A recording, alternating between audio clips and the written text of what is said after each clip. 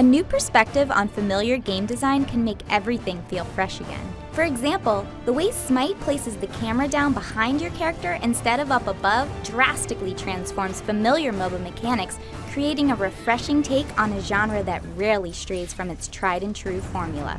Beyond the new angle, Smite's features help ease new players in, while its entertaining modes present special rewards for those who stick around.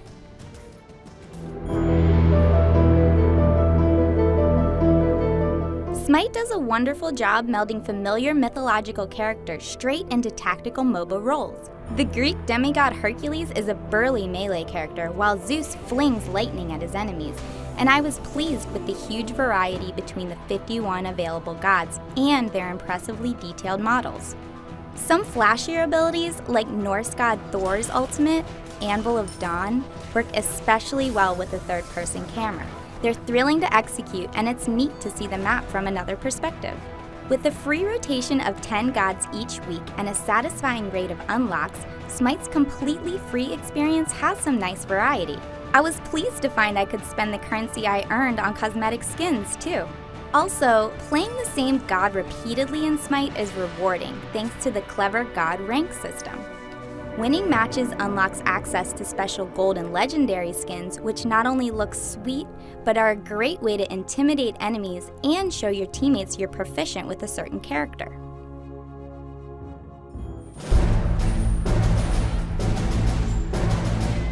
Smite often ends up feeling more like a third-person RPG than a MOBA, and that's an intriguing change.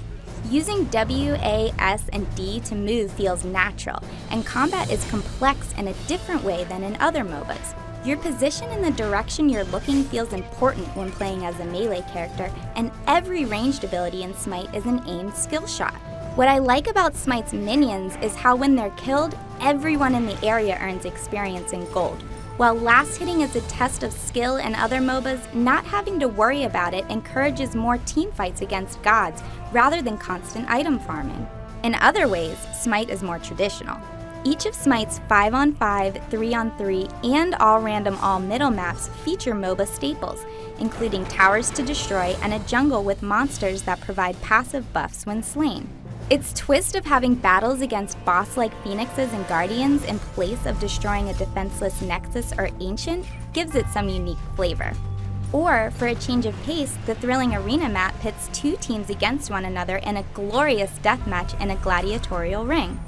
The most diverse and interesting games, though, are the silly matches of the day. One day it might be Norse vs. South, in which one team can only be Norse gods and the other can only be Egyptian and Greek, and the next might be a battle of the beards.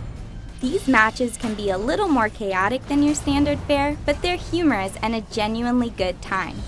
One spot that could stand some improvement is late game balance, because there are definitely times when a small advantage can snowball out of control. Some of the stronger offensive characters, like the wolf god Fenrir, can effectively 3-shot kill support gods, making comebacks seem impossible. This is where the surrender option comes in handy.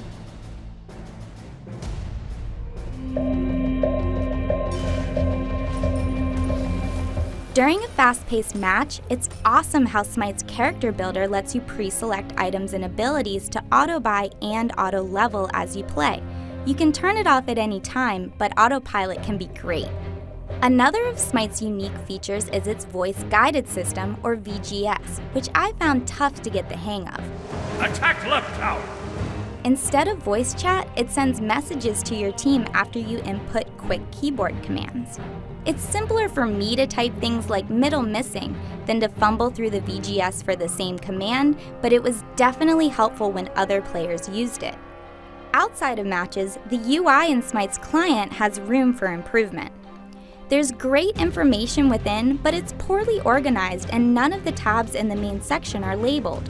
However, aside from the lack of replays for low-level players, I admire Smite's multitude of spectator features, including useful video tutorials, featured community videos, and best of all, the built-in Twitch stream viewer.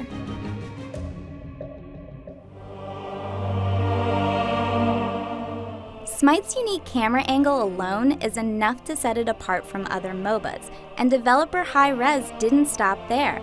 Each map is polished, Every god looks and sounds great, and exceptional match of the day modes offer plenty of variety. Some late game balance issues aside, Smite's divine execution of innovative ideas make it a worthy contender. For everything you need to know on Smite, stick with IGN. Now, watch as I unleash the Kraken.